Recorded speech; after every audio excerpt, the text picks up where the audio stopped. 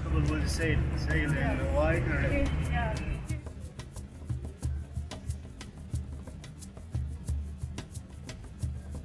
After a few days of exploring the sights and sounds of Cairo with its Grand Museum and the pyramids at Giza and more ancient ones at Memphis, we headed south to Luxor to start what was to be the main reason that we'd come along to Egypt itself.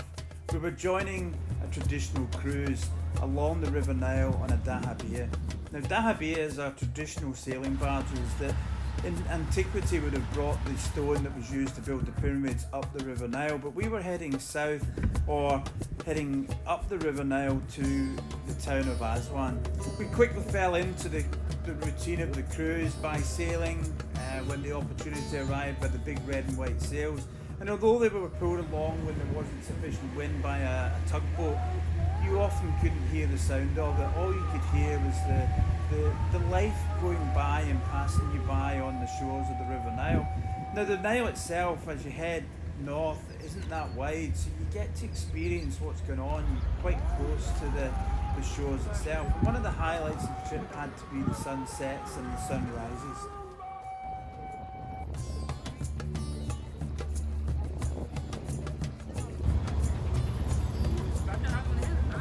One of the benefits of having your own little tugboat to pull you along when there wasn't enough wind meant that you were able to board this little boat and get into places that you wouldn't necessarily get to go again on the larger cruise ships. This is the temple of Horus, and Horus has to be one of my favourite gods. He's everywhere. He's the all-seeing eye of the Egyptian world, and you'll often see him sitting on the back of a pharaoh's tomb or temple looking over his shoulder to see what's going on. Now, I think I quite like the idea that he looks quite grumpy in most of the statues that you find. But as we explored the Edvard Temple, we were able to see where the Egyptians had styled their gods in each of the different rooms, and the hieroglyphs tell a certain story. But one of the interesting facts about this temple was that it had been taken over by the Romans, and the Romans were quite keen to eradicate all the evidence of the gods and other gods that didn't fall into their own idea of how the stories should have been told. So it was quite notable that as high as you could reach, or as low as you could reach, because most of it was covered with sand, they would deface the gods to make sure that they weren't able to watch over you in the underworld.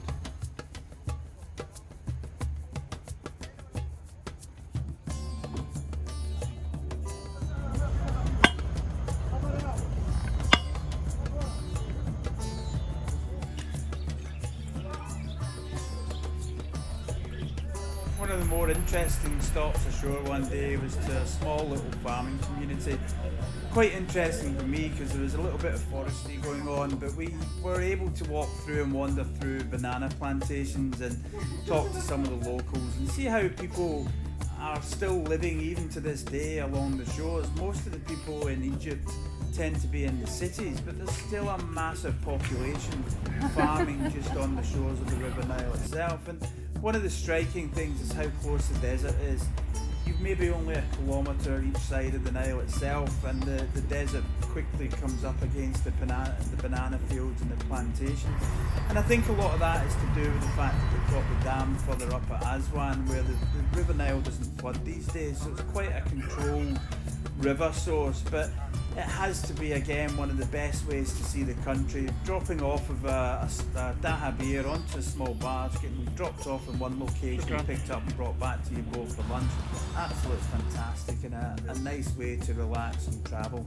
Even if you do get to drive the boat sometimes, you get the captain a little bit nervous. So, Stu, ask him for money.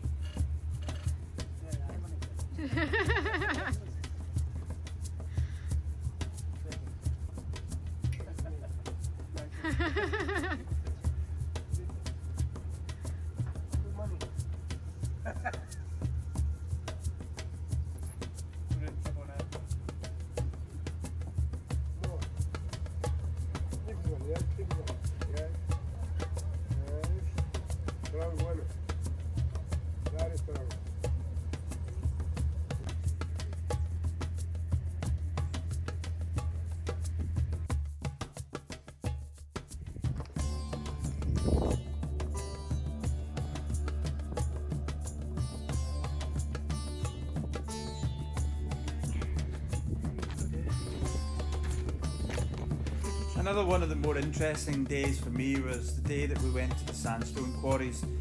These quarries have been around since the start of the pyramids. This is where all the stone was brought up into Giza in the early style of pyramids, and Giza itself and Memphis are much older than the places like Luxor and Aswan where the temples are relatively more modern. But it's fascinating to wander through and see how these guys are actually bringing the stone out, put them onto the barges and then sailing them up. It must have been an engineering marvel to even just move some of this stuff, let alone get it onto a boat and then put it up and down.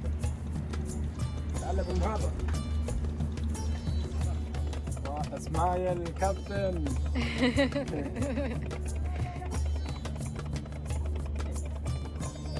And you be captain. Me? Yes. Oh.